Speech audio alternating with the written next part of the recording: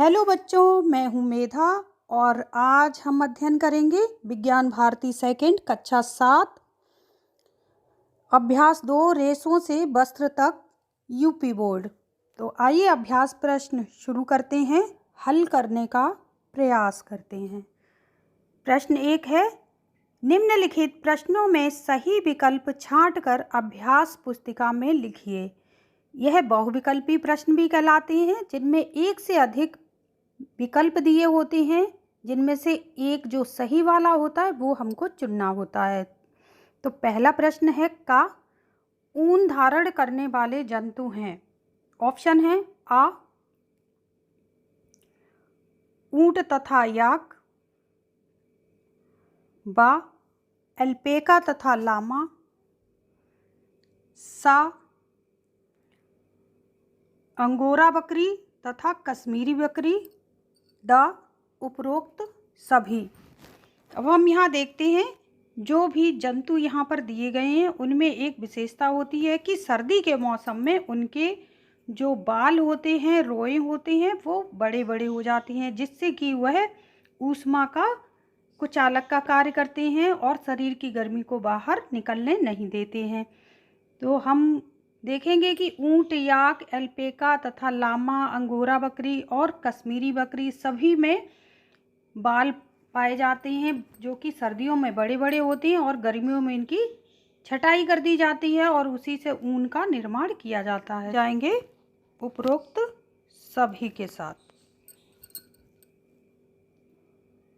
आगे देखते हैं प्रश्न नंबर खा, भेड़ तथा रेशम कीट होते हैं। ऑप्शन है आ शाकाहारी, बा मांसाहारी, सा सर्वाहारी, द अपमार्जक। तो भेड़ क्या खाती है? पेड़ पौधों के पत्ते और घास। रेशम कीट क्या खाते हैं? शहतूत की पत्तियां।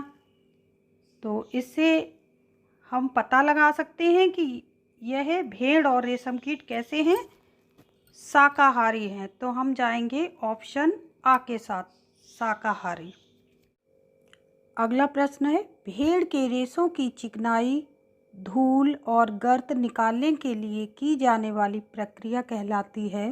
नंबर आ है अभिमार्जन, बा संसाधन, सा रीलिंग, द कटाई और छटाई। तो हम जाएंगे आ अभिमार्जन के साथ।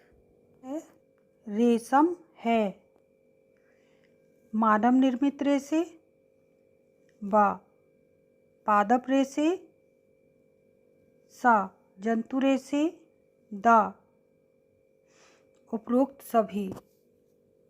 तो रेशम मिलता है हमें किससे? रेशम के कीड़ों से। तो ये मानव निर्मित नहीं हुआ, और कीड़े हैं तो पादप रेशे भी नहीं हुआ, उपरोक्त सभी ये गलत हो गया। तो हमारा बचा क्या? सा। हम जाएंगे ऑप्शन सा के साथ, जंतु रेशे।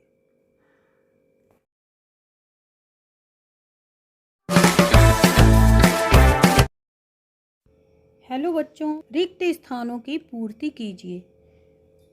ऊन सामान्यतः पालतू भेड़ों के त्वची बालों से प्राप्त किए जाते हैं। तो रिक्त स्थान में हम क्या भरेंगे?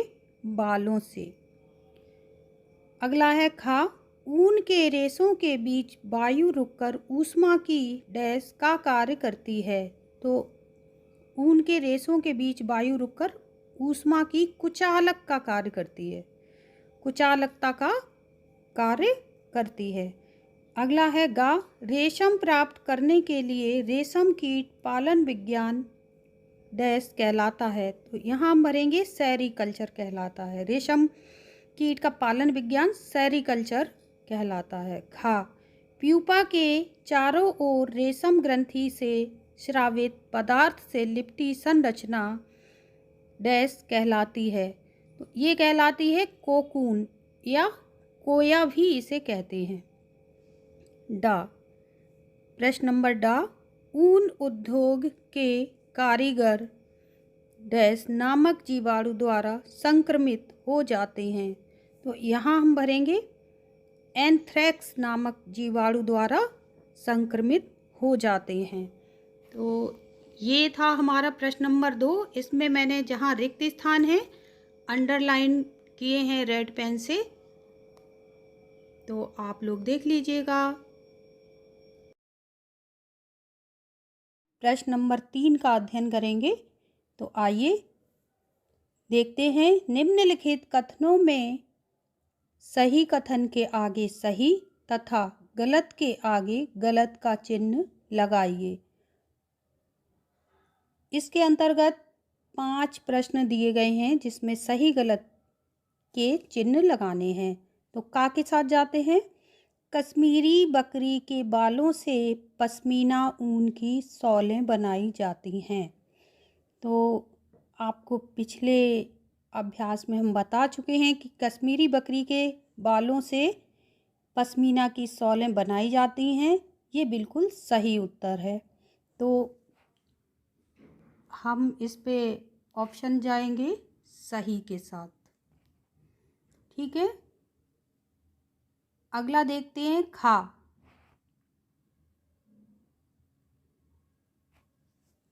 ऊन प्राप्त करने के लिए भेड़ के बालों को जाड़े के मौसम में काटा जाता है।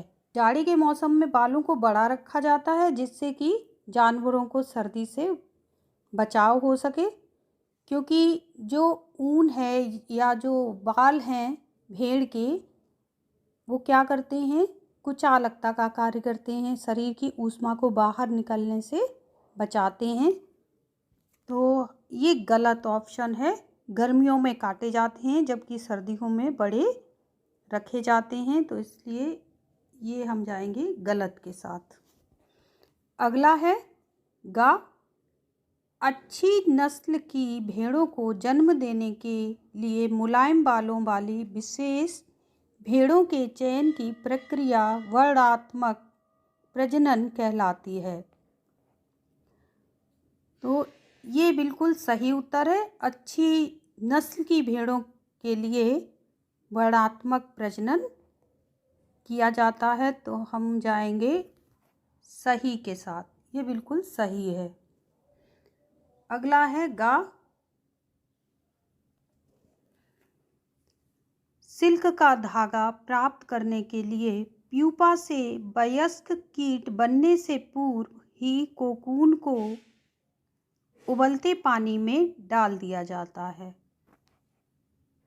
तो ये बिल्कुल सही आंसर है, क्योंकि उबलते पानी में क्यों डाल दिया जाता है, क्योंकि अगर वयस्क कीट जो है बड़ा हो जाएगा, वयस्क हो जाएगा, तो वो क्या करेगा, प्यूपा से उसको धागे को, जो भी रेशम का धागा बना होता है उसके अंदर प्यूपा बंद रहता है, तो वो काट के अपने दांतों से बाहर निकल आएगा, और जब काट देगा तो वो धागा बेकार हो जाएगा। इसीलिए कोकून को उबलते पानी में डाल दिया जाता है। तो ये बिल्कुल सही आंसर है। अगला है डा। रेशम कीट के अंडों से प्यूपा निकलते हैं। तो रेशम कीट के अंडे से लार्वा निकलता है, प्यूपा नहीं निकलता है।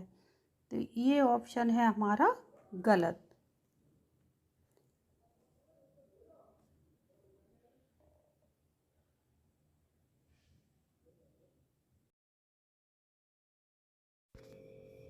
अब हम अध्ययन करते हैं प्रश्न नंबर 4। स्तंभ का में दिए गए वाक्यों को स्तंभ खा के वाक्यों से मिलान कीजिए। स्तंभ का, स्तंभ खा। पहला है का, अभिमार्जन।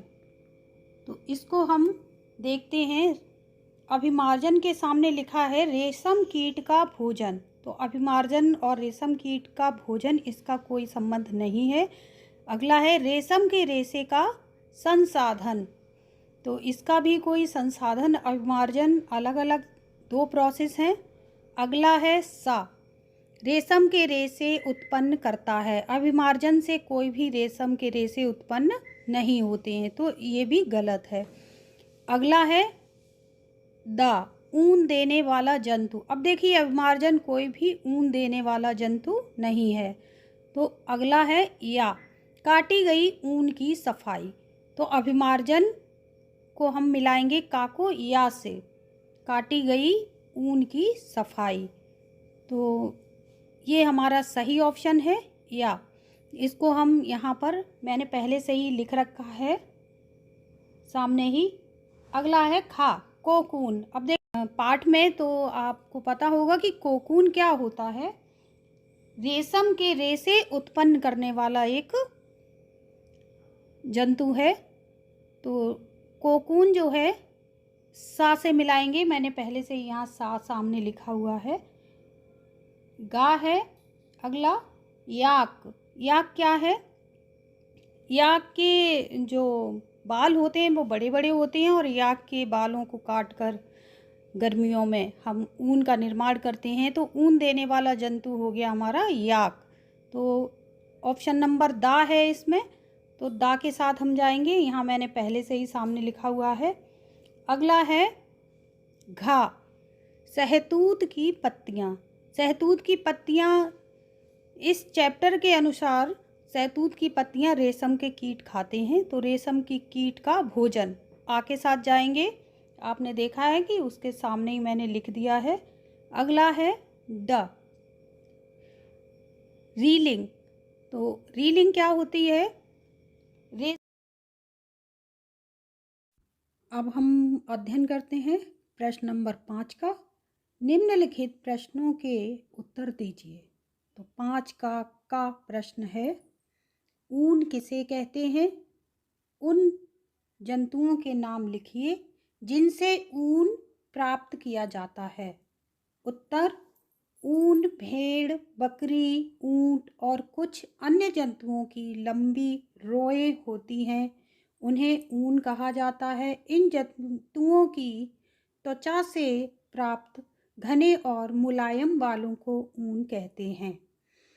प्रश्न नंबर है 5 का खा, ऊन प्रदान करने वाले भेड़ों की कुछ भारतीय नस्लों के नाम लिखिए।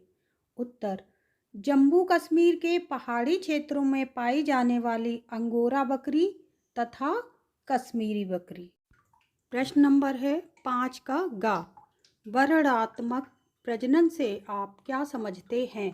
उत्तर, वर्णात्मक प्रजनन वह प्रक्रिया है जिसमें भेड़ों के विशिष्ट लक्षणों जैसे ऊन की गुणवत्ता, रंग आदि के आधार पर उनका चयन किया जाता है। इस प्रकार अच्छी गुणवत्ता वाली भेड़ों का प्रजनन किया जाता है। प्रश्न नंबर 5 का घा, जाड़ों में ऊनी वस्त्र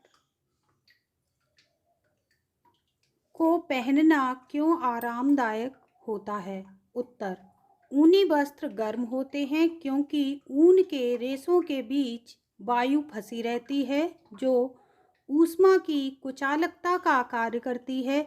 इसलिए ये वस्त्र शरीर के ताप को बनाए रखते हैं और सर्दी से बचाते हैं। अगला प्रश्न 5 का ल, रेशम प्राप्त करने के लिए रेशम कीट के कोकून को उबलते पानी में डालना क्यों आवश्यक होता है? कारण दीजिए। उत्तर, रेशम कीट के कोकून को उबलते पानी में डालना इसलिए आवश्यक होता है क्योंकि इससे कोकून के चारों ओर लिपटे रेशों के बीच का चिपचिपा पदार्थ धुल जाता है और रेशम के रेशे आसानी से निकल आते हैं।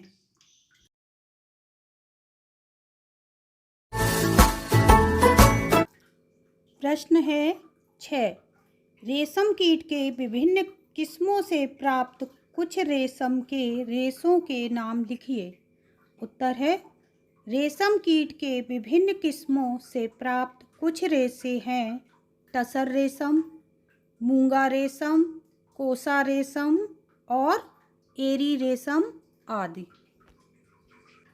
प्रश्न नंबर है 7, ऊन तथा रेशम के दो उपयोग लिखिए।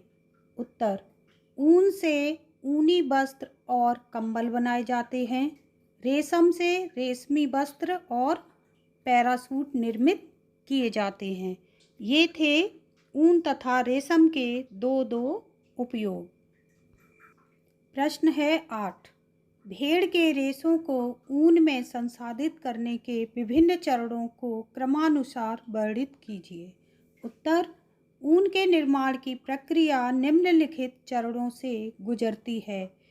भेड़ों की ऊन कटाई एक विशेष मशीन द्वारा की जाती है। आमतौर पर गर्मियों में कटी हुई ऊन को धोने और अशुद्धियों से मुक्त करने के लिए पानी की टंकियों में डाला जाता है। इस प्रक्रिया को अभिमार्जन कहते हैं। नंबर 1 हो गया अभिमार्जन। अभिमार्जन के बाद ऊन की छटाई की जाती है। नंबर 2 हो गया छटाई, जिसमें रेशों को लंबाई, चिकनाहट और हल्केपन के आधार पर अलग किया जाता है। इसके बाद सूखी ऊन को कताई मशीन पर धागे से बुना जाता है। नेक्स्ट नंबर हो गया कताई। धागों को विभिन्न रंगों में रंगने की प्रक्रिया रंगाई कहलाती है। नंबर 4 हो गया रंगाई। क्योंकि कच्चे ऊन के रेशे सफ़ेद, भूरे या काले रंग के होते हैं।